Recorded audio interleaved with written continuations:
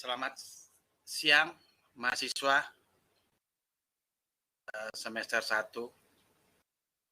Hari ini saya sebagai pengampu mata kuliah Pancasila Sekolah Tinggi Ilmu Ekonomi Ganesha. Dalam pertemuan ini saya akan mencoba menyampaikan pemaparan bagaimana kita sebagai warga negara mempunyai jiwa nasionalisme dan patriotisme sebagai pemersatu bangsa. Sebelumnya, saya memperkenalkan diri sebagai dosen. Nama saya sendiri Pak Pari, SH, MH, MM. Ya. Mungkin sebagian mahasiswa sudah mengenal saya. Ya. Sebagian lagi kena ada yang baru. Nah,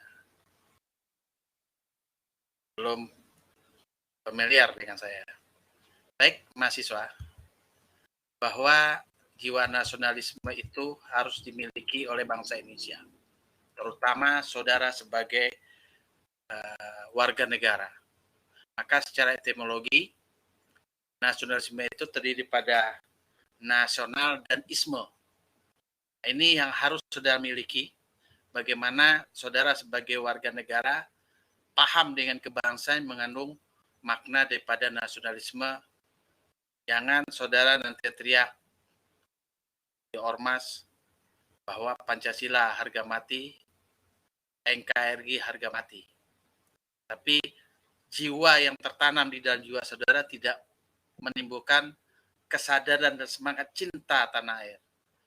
Nah, kalau seorang nasionalis, maka dia memiliki kebanggaan sebagai bangsa, ya, atau memiliki kehormatan satu bangsa. Yang kedua, merasa otoritas terhadap musuh, apalagi sudah mengancam daripada Pancasila dan NKRI. Yang ketiga, merupakan persatuan dan kesatuan daripada bangsa. Jadi dalam jiwa mahasiswa harus memiliki jiwa nasionalisme dan seorang patriot. Itu harus dimiliki. Oleh sebab itu, nasionalisme itu adalah sikap dan politik dari kelompok bangsa. Nah, karena saudara sebagai sebangsa, ya, senasib, ya, karena bersamaan, maka timbul rasa nasionalisme. Ini merupakan paham dalam rangka mempertahankan daripada kedaulatan negara dalam mewujudkan konsep identitas bersama suatu kelompok. Jadi kalau umpamanya ada bangsa lain menyerang bangsa Indonesia, mengambil kekayaan bangsa Indonesia, atau hak cipta milik bangsa Indonesia dimiliki oleh bangsa lain, maka timbul rasa nasionalisme pada diri saudara. Ini yang harus saudara pahami di dalam menjaga Pancasila dan NKRI. Oleh sebab itu, macam pemahaman daripada nasionalisme itu, ya, itu bisa dikatakan dalam arti sempit maupun dalam arti luas. Kalau dalam arti sempit itu dia yang paling hebat, ya. Kalau kita bangsa Indonesia, saudara sebagai warga negara, maka yang lebih hebat memandang lebih unggul dari negara lain, ya. Nah, itu dalam arti sempit. Tapi kalau sekarang itu sudah nasionalisme dalam arti luas, dia menerima pemahaman, pendapat dari bangsa lain. Ini sudah mengandung prinsip kebersamaan, persatuan, kesatuan, dan demokrasi. Ya. Ini harus tertanam dalam jiwa saudara sebagai mahasiswa. Paham kebangsaan itu merupakan kalau terjadi ancaman, ya, terjadi pergerakan yang mengancam dari Pancasila dan negara NKRI, saudara tampil karena saudara mempunyai negara kesatuan. Tidak bisa paham-paham lain masuk ke Indonesia. Ini istilahnya Jovisme. Ya, dalam arti luas ini kebangsaan, ini kita bisa memahami, ya, pendapat negara lain. Oleh sebab itu, nasionalisme itu paham yang letak kesadaran tertinggi individu. Jadinya kita sebagai bangsa, kita meletakkan paham tertinggi individu harus diberikan kepada negara dan bangsa. Jadinya di sini artinya saudara rela berkorban untuk bangsa dan negara. perbuatan ini baik berupa pikiran, ya, pikiran, tenaga dan sebagainya, hanya dalam rangka menegakkan kedaulatan negara dan bangsa. Oleh sebab itu, nasionalisme, bentuk nasionalisme ini bermacam-macam, ya.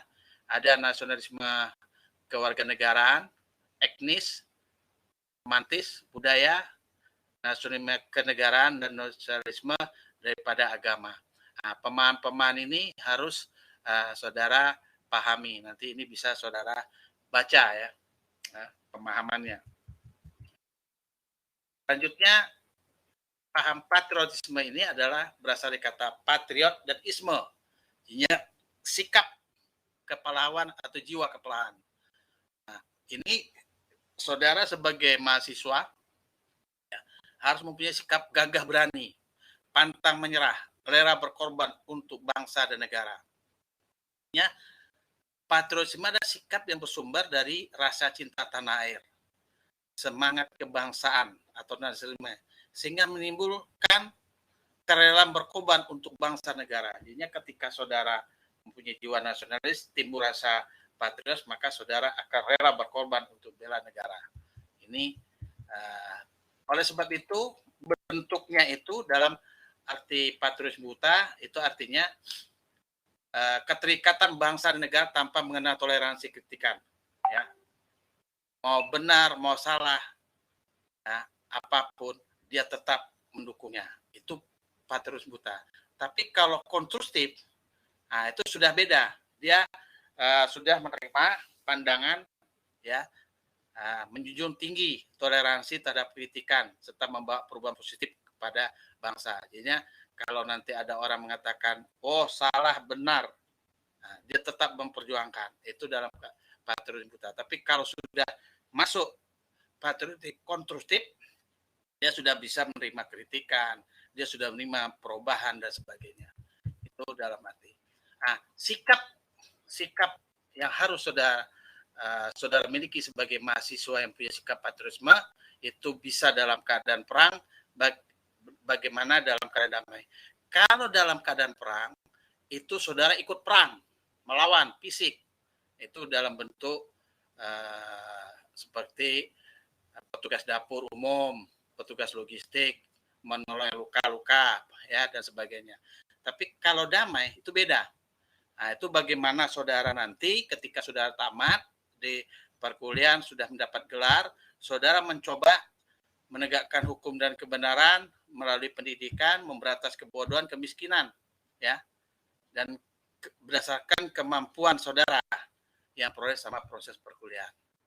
Nah, ini salah satu sikap, ya, cinta perdamaian ketika pidato proklamasi kemerdekaan Indonesia yang diajukan oleh Bung Karno. Kalau kita melihat pidatonya, ini maknanya, kalimatnya itu mengandung jiwa nasionalis dan patriot. Kembali kepada jiwa proklamasi.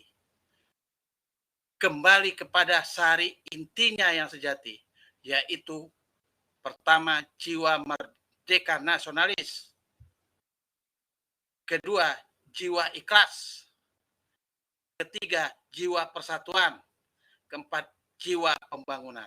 Nah, cara metode penyampaian ini bisa saudara membayangkan bagaimana seorang proklamasi Bapak Bung Karno menyampaikan pidato, dia mempunyai jiwa nasionalis, dan bagaimana secara lantang itu yang dikatakan sebagai patriot.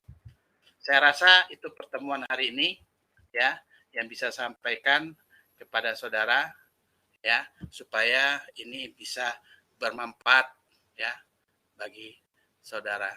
Saya sudahi. Assalamualaikum warahmatullahi wabarakatuh.